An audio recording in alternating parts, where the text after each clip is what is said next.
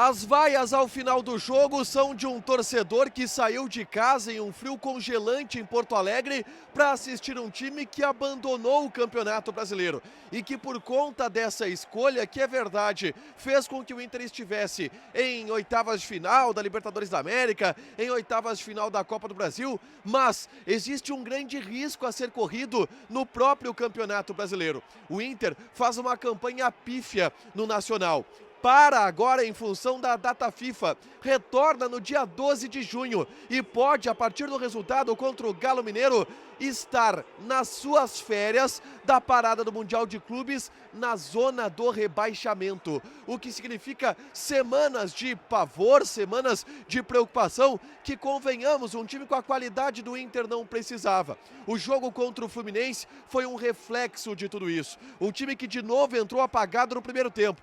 Tentou correr atrás na segunda etapa, mas através de um erro individual, de novo, viu uma derrota acachapante dentro do Beira-Rio levantar muitos questionamentos. Nesse vídeo, a gente fala tudo sobre a derrota colorada, com vaias no Beira-Rio para o Fluminense, agora aqui no A Dupla.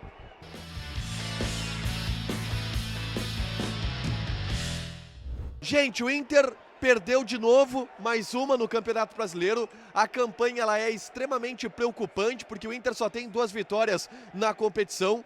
O Inter está a 1 ponto do Z4 e eu bato nesta tecla. O Inter está correndo um risco muito grande no Campeonato Brasileiro. A gente fez todos os elogios que a gente podia fazer em relação ao planejamento que termina esta primeira perna da temporada com o Inter vivo na Libertadores, vivo na Copa do Brasil, onde a gente sabe que o time tem capacidade de competir. Mas a gente precisa falar sobre o risco que se avizinha no Campeonato Brasileiro. Eu não acho que o Inter vá cair, eu não acho que o Inter vá correr o risco de cair. Mas o Inter pode entrar em uma zona muito perigosa.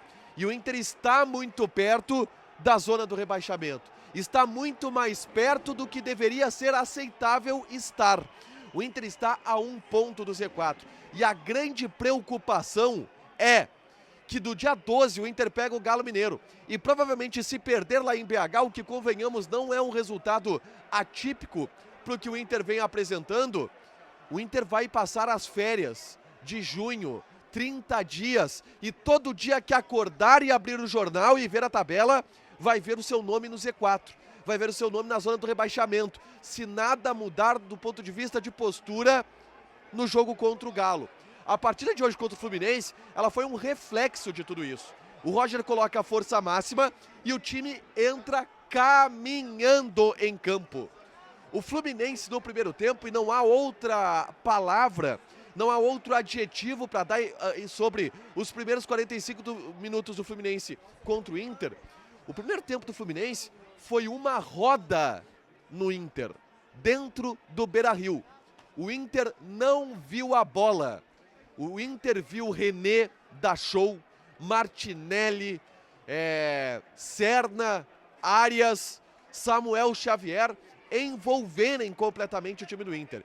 Perdido na marcação, sem força para atacar, assistiu um Fluminense que envolveu o Inter no primeiro tempo. Foi um banho de bola.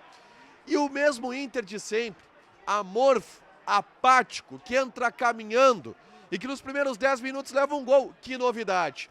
Uma jogada do lado direito, Samuel Xavier sai da marcação do Juninho, que vai dar o bote, acha um belo passe para o Serna, que na indefinição do Vitão e do Aguirre, aproveita o espaço e abre o placar para já esfriar o que já era gelada a noite do Internacional aqui no Beira-Rio. E aí, no restante do primeiro tempo, o Fluminense comandou o jogo. O Inter parece que se abateu ainda mais com o gol, não conseguiu reagir, viu o Fluminense trocar passes, viu o Fluminense sair jogando da maneira que queria, e o Inter procurando a bola, o Inter atônito, o Inter não conseguindo achar o jogo. Foi um primeiro tempo horrível. O time saiu sob vaias absolutamente justas, porque não apresentou nada. Teve um chute para fora do Wesley. O Fluminense chegou 3 ou 4 vezes no gol do Internacional. Foi ridículo o primeiro tempo do Inter. O Fluminense deu uma roda no Inter. Mas, de novo, é verdade que o Inter tentou correr atrás no segundo tempo. Como diz o Fernando, como diz o Vitão, o Inter é um time que, quando a água bate na bunda, resolve correr. E no segundo tempo o Inter correu atrás do prejuízo, é verdade. O Roger coloca o Gustavo Prado na vaga do machucado Borré. Depois o Vitinho sente o braço e ele coloca o Tabata. E em especial pela entrada do Tabata, que fez um bom jogo, o Inter cresceu na partida. O Aguirre cresceu no jogo principalmente pelo lado direito. O Wesley incomodou os defensores do Fluminense em determinado momento. Ele recua o Alan Patrick para cartear de trás e o Inter cresce um pouco ofensivamente com isso, mas é claro que ficou mais exposto. O Inter criou talvez o suficiente para empatar o jogo contra o Fluminense.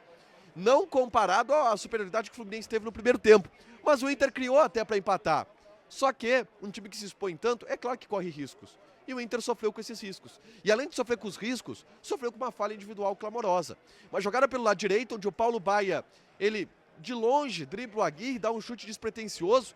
A bola é verdade, desvia no Vitão, mas a falha individual do Antony, ela é grotesca, ela é gritante.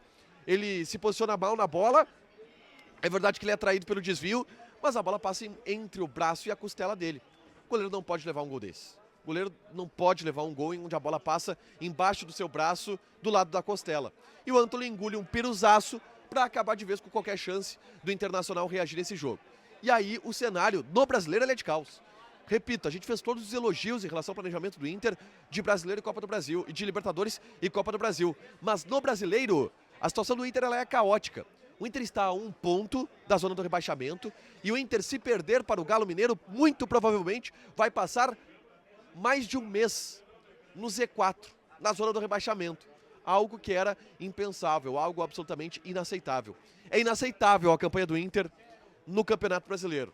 Em 11 jogos, 2 vitórias. É inaceitável. E hoje, o que se viu contra o Fluminense foi mais um jogo de Inter de Campeonato Brasileiro.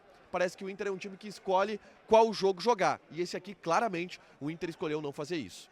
Deixa teu like, te inscreve, ativa as notificações que vai ter mais conteúdo aqui no canal, toda a repercussão da derrota do Inter aqui no Beira-Rio. Beijo!